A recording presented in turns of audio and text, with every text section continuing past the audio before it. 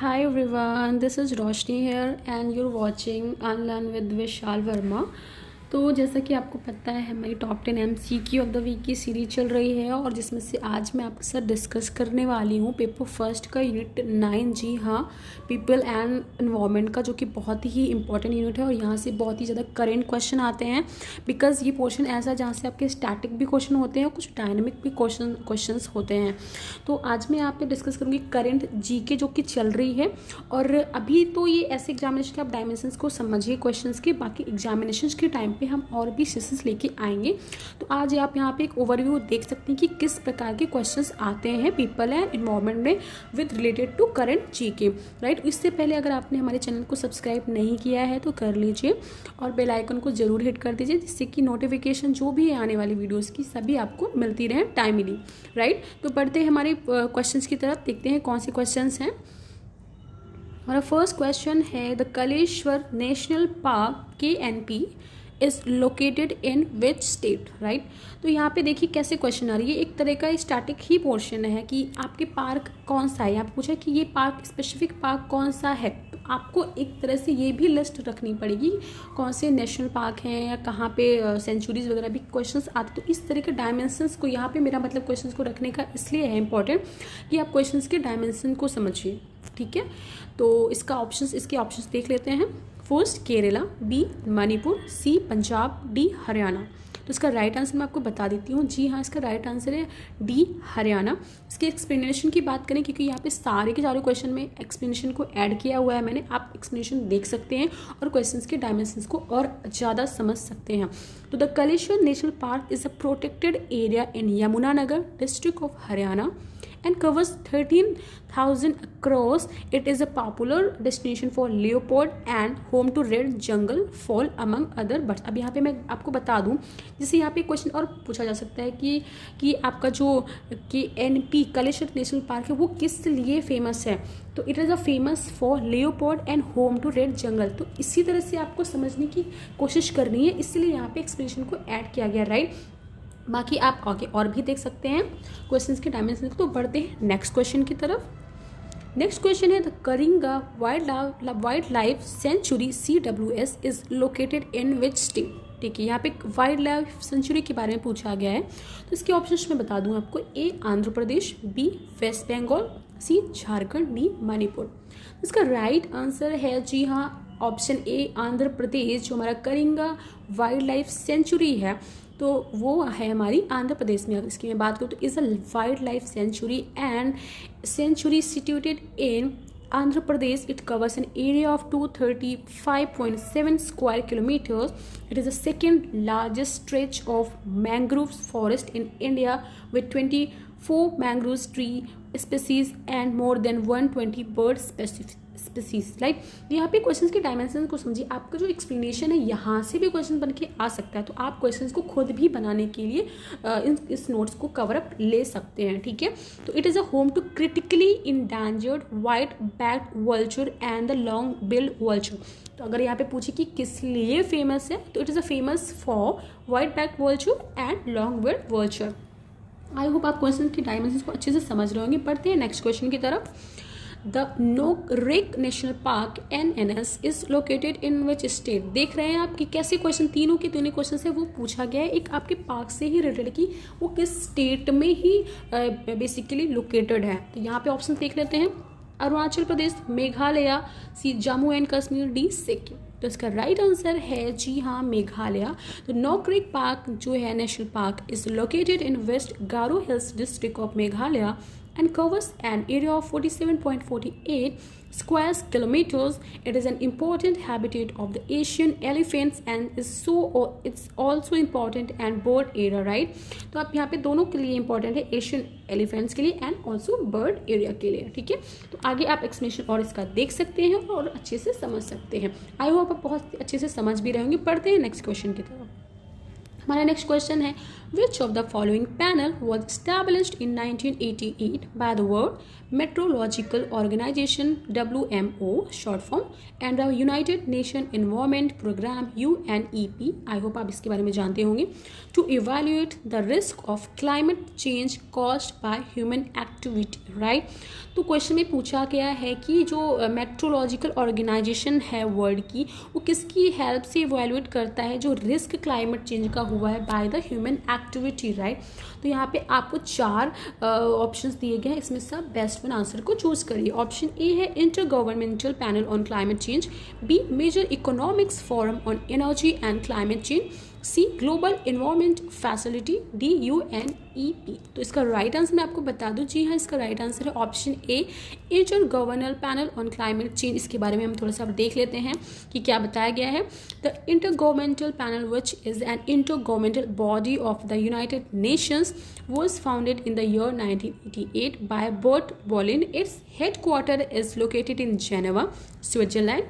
Its objective is to provide scientific information that is relevant to understanding the scientific basis of the risk associated with climate change and its natural, political, economics impact and possible remedies. Right? बढ़ते हैं अपने next question की तरफ। तो ये सारे question जो मैं आपको करा रही हूँ बहुत ही इंपॉर्टेंट है और इसकी ज़रूरी नहीं कि आपको सीधा ऐसा ही क्वेश्चन पूछ लें, बट हाँ आपके डायमेंशंस को घुमा फिरा के पूछ जरूर सकता है ऐसे क्वेश्चन। तो आप इस क्वेश्चन के बिहाफ पे आगे के आप एजम्पशंस लगा सकते हैं। ठीक है, हमारा नेक्स्ट क्वेश्चन जो कि बहुत इंपॉर्टेंट क्वेश्चन है, आई थिंक आपको इसका आंसर तो पता ही होगा because it's question of GK and हम पढ़ते रहते हैं सुनते भी रहते हैं।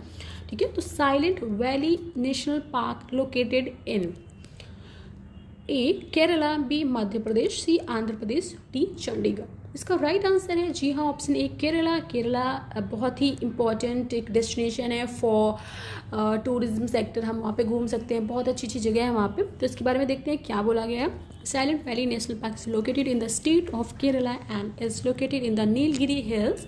It is home to the lion tailed macaques and endangered species of primate. In 1973, Save Silent Valley campaign environmental movement was initiated when the Kerala State Electricity Board declared to implement the Silent Valley hydroelectric project. यहाँ पे most important है कि silent valley में आपका hydro electric project भी लगाया गया है। तो ये तरह से बहुत इंपॉर्टेंट क्वेश्चन है। इसके डायमेंशंस को देखिए, कई सारे इसमें से आपका जो नोट एक्सप्लेनेशन यहाँ से ही आपके 2-3 क्वेश्चन बन सकते हैं। ठीक है, उसके बारे में आगे भी आपके साथ लेके आते रहेंगे, तो आपको परेशान होने की जरूरत नहीं है। बढ़ते हैं नेक्स्ट क्वेश्चन की तरफ।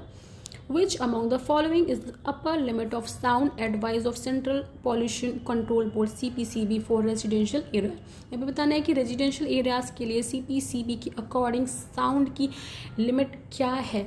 आपको पता ही होगा आई थिंक इसका answer A 55 decibels, B 60 decibels, 75 decibels, D 90 decibel. अगर मैं आपके यहाँ पे क्वेश्चन की दूसरा डायमेंशन बताऊँ कि जो साउंड की जो इंटेंसिटी है हम उसको किस में मापते हैं, वो डेसिबल्स में मापी जाती है। ठीक है, तो इसका राइट आंसर आप बता दीजिए कि कितनी लिमिट है साउंड की CPCB के अकॉर्डिंग। तो इसका राइट आंसर है 55 ऑप्शन ए जी हाँ। Central Pollution Control Board CPCB has declared the permissible noise level in India for different areas. In industrial areas, it is 75 dB daytime, means to say, and 70 dB night. In commercial areas, it's 65 dB and 55 dB respectively, and in residential areas, it's 55 dB and 45 dB. तो यहाँ पे आपको question फिर से पूछ सकते हैं कि डे में क्या लिमिट होती है, नाइट में क्या लिमिट होती है, और कॉमर्शियल सेक्टर में क्या लिमिट होती है, इंडस्ट्रियल में क्या लिमिट होती है। तो बहुत इंपॉर्टेंट क्वेश्चन है गाइज, इसको अच्छे से पढ़िए। नेक्स्ट क्वेश्चन है which of the following in India's first national marine park. Most important first national marine park पूछा है यहाँ पे। A Mahatma Gandhi marine national park, B marine national park gulf of Kutch, C Rani Jhansi marine national park, D gulf of Mannar marine national park. इसका right answer है जी हाँ option B marine national park gulf of Kutch. इसके notes के बारे में बता दूं कि Marine national Park in the Gulf of Kutch is located in the Gulf of Kutch Gujarat, जो कि कच्छ गुजरात में है। It is considered as the first national marine park of India. It was established in 1982। Next question क्या है हमारा, नेक्स्ट क्वेश्चन है which among the following is a correct definition of an ecotone. Ecotone के बारे में correct definition कौन सी है? A, a transition between two types of ecosystem particularly plant communities. B, a transition between two types of ecosystem, particularly soil structure and chemical composition. C, a transition between two types of mountain ranges. D, a transition between two types of ecosystems such as water and land. Right? तो इसका right answer क्या है देख लें, क्योंकि बहुत important है।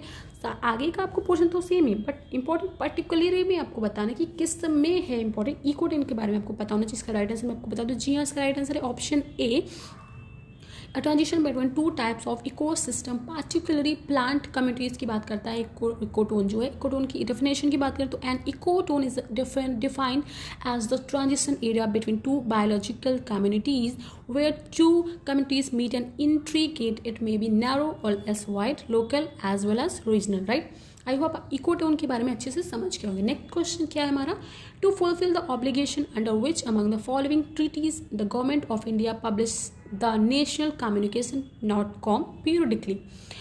ठीक है, तो इसके ऑप्शन देखते हैं। US India civil nuclear cooperation initiative, B world summit on the information society, C United Nation framework convention on climate change, none of the above.